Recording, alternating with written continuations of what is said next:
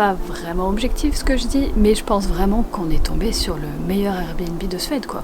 Ok, c'est mon avis, mais l'architecture du truc, c'est juste magnifique. Tout est en bois, mais tout est super moderne à l'intérieur et c'est au milieu de nulle part. C'est, je pense, ma maison de rêve. Je suis arrivée dans ma maison de rêve, littéralement.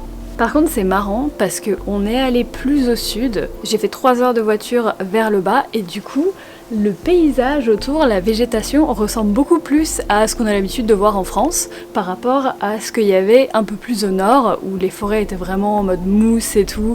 Et là, c'est vraiment comme nous en fait. Il y a pas, enfin il y a des sapins, mais il y a des arbres un petit peu normaux et tout. Enfin c'est vraiment impressionnant comme ça change. Alors que j'ai fait 3 heures de voiture quoi. Il fait aussi un peu meilleur. Bon, il fait quand même un peu froid. Là, j'exagère un petit peu d'être dehors comme ça. Il fait genre 4-5 degrés. C'est pas méga vénère en plus, donc franchement, c'est marrant, je trouve, les changements. Et puis du coup, la maison, c'est la maison de base d'un photographe, et je peux comprendre pourquoi. Clairement, je peux comprendre en voyant un petit peu, tous les plans sont beaux, tout est beau. En plus, c'est des fans de café, j'ai bu 2 cafés depuis ce matin. On n'est pas loin d'un lac, parce que du coup, il y a des lacs partout dans ce pays. C'est incroyable.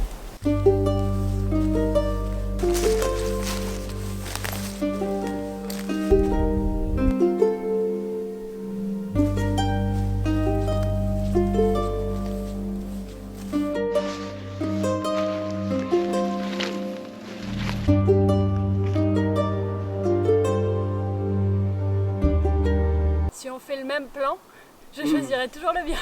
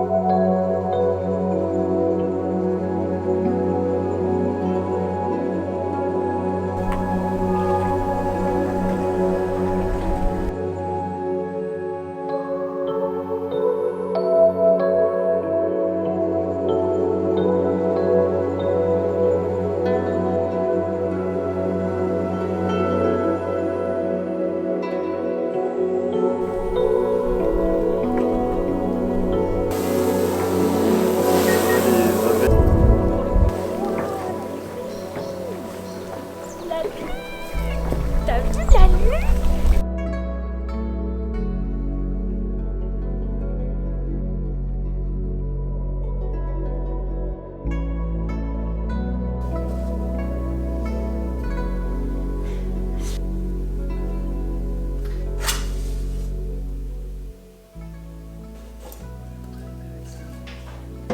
Est-ce que le bois a pris là déjà?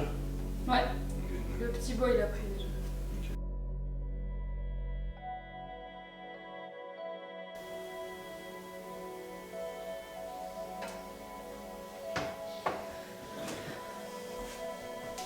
On repart demain d'ici et après-demain de la Suède. Ça a été assez express comme voyage. J'ai pas eu le temps de m'ennuyer, c'est le cas de le dire. Bon, c'est toujours pas fini, mais ça a été express. Je suis trop deg de repartir, honnêtement. Bon, c'est pas tout de suite, c'est pas tout de suite. Ce soir, c'est la pleine lune. Vous l'avez peut-être vu tout à l'heure. Mais comme c'est la pleine lune, je pense que c'est un bon moment pour un petit tirage de tarot. Je suis pas encore une experte, je suis pas très douée, mais je suis mon intuition avec ça. Du coup, je me suis dit que ça pourrait être sympa de vous faire un petit tirage interactif, entre guillemets, où je vais vous tirer 3 cartes et vous allez pouvoir en choisir une et ça va peut-être vous aider. C'est la pleine lune, il y a de l'énergie, on y croit ou on n'y croit pas. Moi, je choisis de me dire que mon instinct peut m'aider. J'en avais déjà fait une vidéo il y a un petit moment là-dessus. C'est vraiment... j'aime bien, ça me détend, on va dire. Il n'y a rien de plus que ça. Du coup, j'ai ramené mes petits jeux de tarot Bon, il est 17h, hein. Je dis ça, on est encore au milieu d'après-midi, je vais attendre un petit peu que la soirée arrive, mais c'est vrai que, bon, il est 17h, c'est bientôt le jour le plus court, mais pour terminer la journée, ça peut être pas mal. C'est trop beau ici. Je veux vivre ici. Ou alors construire un endroit comme celui-ci. Oh, ce serait trop un projet de vie. Si la moi du futur, elle fait ça, je l'aime.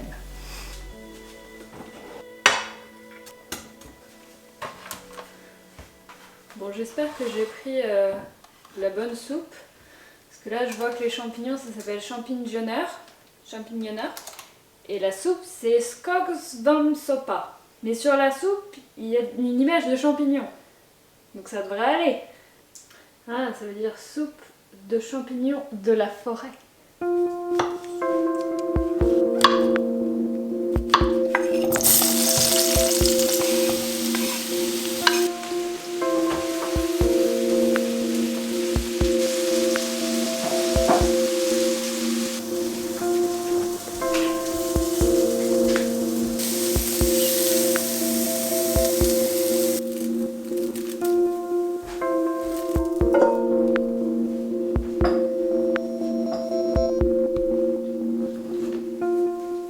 Ok, j'ai remarqué en faisant le montage que j'avais vraiment pas beaucoup parlé aujourd'hui, du coup ça faisait très documentaire, mais il faut tout pour faire un monde. Cette vidéo contiendra beaucoup de choses belles et pas beaucoup de moi qui parle. Mais on termine sur moi qui parle. Ceci est un tarot de Lenormand, c'est le seul que je sais à peu près lire pour l'instant. J'ai un vrai tarot aussi de la même collection du coup, mais le tarot de Marseille, du coup celui qui est utilisé en règle générale, il y a beaucoup de cartes avec beaucoup de significations, donc je suis en train de doucement les apprendre. J'ai même un livret que je lis de temps en temps avec vraiment chaque carte et ce qu'elle représente en gros. Mais du coup, pour rester dans la simplicité, on va utiliser celui-ci. C'est celui que j'utilise assez souvent, d'ailleurs il a vécu par rapport à l'autre, on peut le voir, mais c'est bien, c'est une bonne chose. On va allumer une petite bougie pour se mettre dans l'ambiance. Ouais, pas besoin, on est déjà très bien dans l'ambiance, hein, mais... Ok, je vais poser 3 cartes sur la table. Le but, c'est que vous devez en choisir une. Celle qui vous parle le plus, celle qui vous attire le plus. Jouez le jeu, même si vous n'êtes pas du tout dans ce délire, ça peut être très sympa. Ok, nous avons donc ici... le bateau, la maison et le livre. Pour ceux qui ont choisi le bateau c'est la carte qui signifie en général tout ce qui tourne autour du voyage. Ça ne veut pas forcément dire voyager, ça peut parler en gros de l'état mental du voyage, genre vouloir explorer de nouveaux horizons, vouloir faire des nouvelles choses, vouloir découvrir quelque chose de nouveau. Ça peut aussi dire vouloir s'éloigner de quelque chose ou d'explorer des nouveaux domaines dans sa vie. En gros, c'est ce que le bateau signifie, un trajet mental, physique, vous y voyez ce que vous voulez. La maison, en général, c'est une bonne chose, ça veut dire tout ce qui tourne autour de la famille, le sentiment de la sécurité, le fait d'être protégé, le fait d'être entre 4 murs. Mais ça peut aussi vouloir dire le fait de se sentir trop dans sa zone de confort, de pas vouloir explorer, de rester un petit peu sur ses acquis. Peut-être qu'en ce moment c'est une barrière dans votre vie, le fait de pas vouloir essayer de nouvelles choses, ou au contraire peut-être que c'est une bonne chose de rester derrière la barrière si vous êtes trop souvent de l'autre côté, en gros. Et le livre peut vouloir dire pas mal de choses, mais la signification que moi j'ai en tête pour un livre, pour ce livre en tout cas, c'est que en gros, parfois ce qui est dans les pages d'un livre n'a pas encore été découvert. Du coup, si la personne a une question et qu'elle n'a pas la réponse est quelque part, c'est juste que vous ne l'avez pas encore trouvée. Alors ça fait très débile, mais en gros, c'est pas forcément vis-à-vis des connaissances, vis-à-vis de vous allez l'apprendre quelque part, vous allez la lire dans un livre, ou alors peut-être, hein, on n'en sait rien. Mais parfois j'ai des questions, parfois je me dis qu'il y a des trucs qui sont juste pas logiques, et comment c'est possible qu'il se passe ça, c'est juste pas logique, et en fait, ça me rappelle que si ça l'est, il y a forcément une explication quelque part, elle est quelque part, c'est logique quelque part. Voilà. C'était donc les informations du soir. Demain s'annonce très intéressant, c'est ma dernière journée en Suède, mais j'ai pas mal de choses de prévues. Ça va être sympa. J'espère. Sur ce, à demain.